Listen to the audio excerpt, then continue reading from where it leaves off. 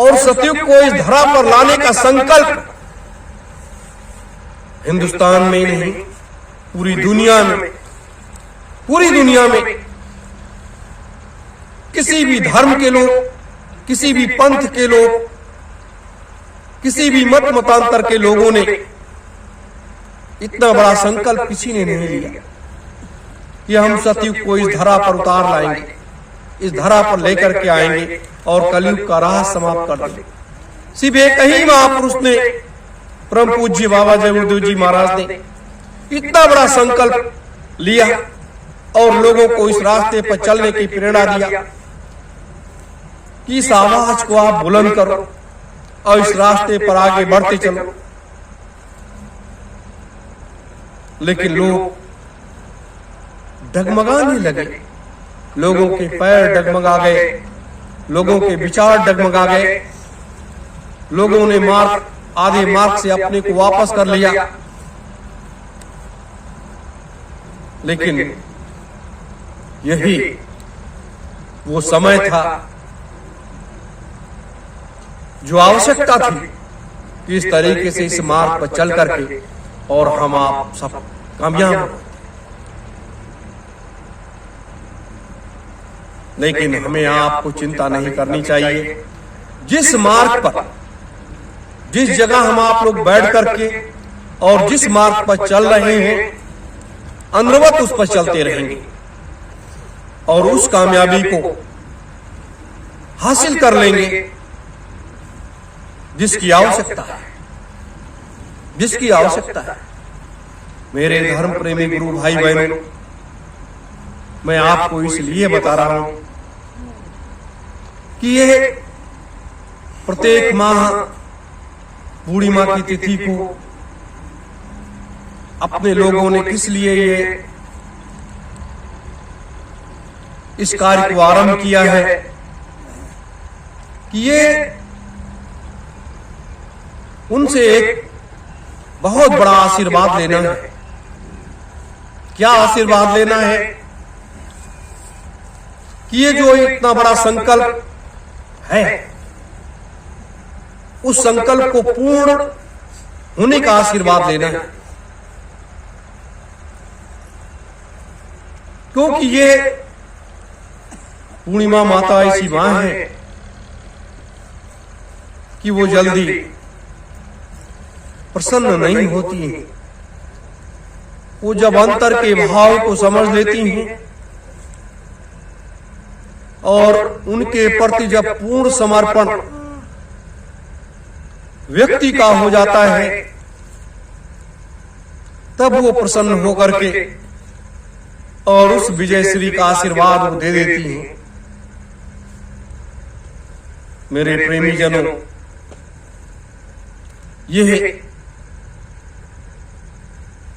इसकी आवश्यकता है। इसलिए अपने सारा कार्य करते हुए, खेती बाड़ी का काम, घर परिवार का काम, सारी व्यवस्था को देखते हुए, उसके बाद एक दिन का समय जरूर आप लोग दिया करिए, जिससे ये तेजी के साथ और जल्दी इस चीज को हासिल किया जा सके। आज देश में जो कुछ हो रहा है वो आप लोगों के सामने है। ऐसा नहीं है कि आप लोगों के सामने नहीं है। महंगाई तेजी के साथ बढ़ रही है। हमारी सरकार दुनिया में मांस के व्यापार में नंबर 1 पर जा रही है। दुनिया में सबसे ज्यादा मांस अगर कोई बेच रहा है तो वो भारत बेच रहा है। दुनिया में शराब का सबसे ज्यादा उत्पादन अगर कोई कर रहा है तो वो अपना भारत वर्ष कर रहा है।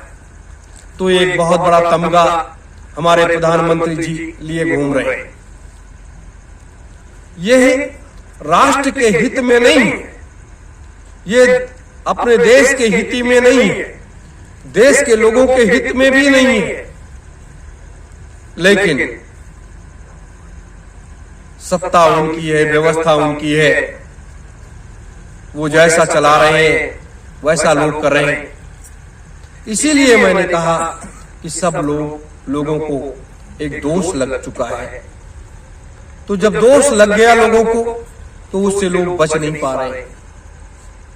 और ये आत्मा और परमात्मा का भेद बड़ा वैसा है। इस सृष्टि की संरचना कितने ही संघर्षों से, कितनी योजनाओं से, कितनी व्यवस्थाओं से इस सृष्टि की संरचना की गई। आज उसी सृष्टि को मिटाने के लिए मनुष्य रूपी जीवों ने कितने कितने प्रयास कर लिए, कितने कितने प्रयास कर लिए लोग। अब उसी सृष्टि को बचाने के लिए स्वयं सतलोक से उस सतपुरुष को इस मृतलोक में आना पड़ा कि चल करके इस सृष्टि की रक्षा किया जाए। नहीं तो वहां मनुष्य रूपी जीव तो ऐसे हैं कि पूरी सृष्टि को ही समाप्त कर देंगे। तो यह काल का एक बहुत बड़ा डंडा है। काल जो है वो अपने डंडे को तेजी के साथ चला रहा है और एक तरफ इस सृष्टि को बचाने के लिए लोग हर संभव प्रयास कर रहे हैं।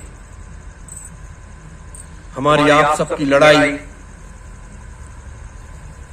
न किसी राजनेता से है, न किसी से है। हमारी आपकी लड़ाई इस युग से है। ये जो युग है, इस कलयुग से हमारी आपकी लड़ाई है कि जब ये कैंसर बन चुका है तो हमें इसका ऑपरेशन करना चाहिए, हमें इसका इलाज करना चाहिए। और जब इसका ऑपरेशन करेंगे, इलाज करेंगे तो ये ठीक हो जाएगा। तो अब ठीक करने का एक ही दवा है कि इस युग को ही बदल दिया जाए और सतयुग एक नया युग लेकर के आया जाए, जिससे यहाँ की व्यवस्था सुदृढ़ और मजबूत हो सके और इसमें सुधार आ सके। मेरे धर्म प्रेमी गुरु भाई बहनों, मैं इसलिए आपको बता रहा हूं कि आज ये मत सोचो कि हम आप यहां केवल भंडारा खाने हम बैठते हैं या यहाँ की इन व्यवस्थाओं में, इन फूस की झोपड़ियों में हम लोग लगे हुए हैं। नहीं, हमारा आपका कार्य ही कुछ और है। ये फूस की झोपड़ी है या पेड़ के नीचे बैठना पड़े, वो कार्य अपने लोगों का है। हम आप इस संसार की व्यवस्था को, इस मृतलोक की व्यवस्था को बदलने के लिए आए हैं और इसको बदल करके एक नया युग स्थापित करने के लिए आए हैं। गुरु की आज्ञा मिल गई कि चल करके ये कार्य आपको करना है, इस आवाज को आप लोगों को बुलंद करना है। उस कार्य में अपने लोग लग गए और लग करके उस कामयाबी की तरफ अपने कदम को आगे बढ़ाया। अब हमें मंजिल कितना तय करना है, किस रास्ते से गुजरना है, कहां कहां जाना है और किस किस मोड़ पर, किस किस चौराहे पर कहां क्या करना है। अब वो समय आया है जब पूरा हिंदुस्तान नहीं, पूरी दुनिया आपके पीछे दौड़ने लगे, आपकी आवाज में आवाज मिलाने लगे, आपके पास आकर के उसे शीतलता मिले, आपके पास आकर के उसे शांति मिले। वो कार्य आप लोगों को करना है। एक महामंत्र तो दे दिया ब्रह्मपुर स्वामी जी महाराज ने, संत सम्राट जी ने, कि सत्य ओम जय गुरुदेवाय नमः। ये एक महामंत्र है। जैसे ओम नमः शिवाय का ये भी एक महामंत्र दिया भगवान शिव ने। तो ये इसी तरीके से ये महामंत्र हैं। ये महामंत्र ही काम करते हैं और इनके माध्यम से हम बड़े से बड़ा काम करते हैं। मेरे गुरु भाई बहनों, ये जीवन बड़ा अमूल्य है और ये श्वासों की पूंजी भी बहुत अमूल्य है। इसको हम जितने भी संरक्षित कर ले जाएं, जितने भी बचा ले जाएं और जिस तरीके से अपने को सत्य के मार्ग पर लेकर के आगे बढ़ सके, यही सबसे बड़ी उपलब्धि है। जीवन जीने का तरीका ही हमें सबको बदलना पड़ेगा, हमें आप सबको बदलना पड़ेगा। अगर हम आप सबों ने बदल लिया, ये मत देखो कौन क्या कर रहा है, देखो उस पर चिंतन करो कि ये व्यक्ति किस रास्ते पर जा रहा है, हम किस रास्ते पर जा रहे हैं, कहीं हमारा मार्ग तो गलत मार्ग की तरफ तो नहीं आगे बढ़ रहे हैं। ये हमेशा देखना, ये हमेशा देखना। आप विचार करो, जब ये पेड़ नहीं थे, पौधे नहीं थे, ये पृथ्वी नहीं थी, ये आकाश नहीं थे, ये जल नहीं थे, ये सब नहीं था, राम नहीं थे, कृष्ण नहीं थे, बुद्ध नहीं थे, कबीर नहीं थे, हरिश्चंद्र नहीं थे,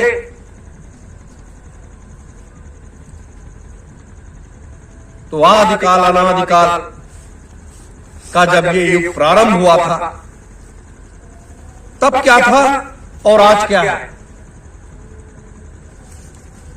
हमें फिर अपने उस अनादिकाल के उस तत्व पर जाना है, उस रास्ते पर जाना है कि जब हमने आरंभ किया था इसको, जब इसको आरंभ किया गया था, और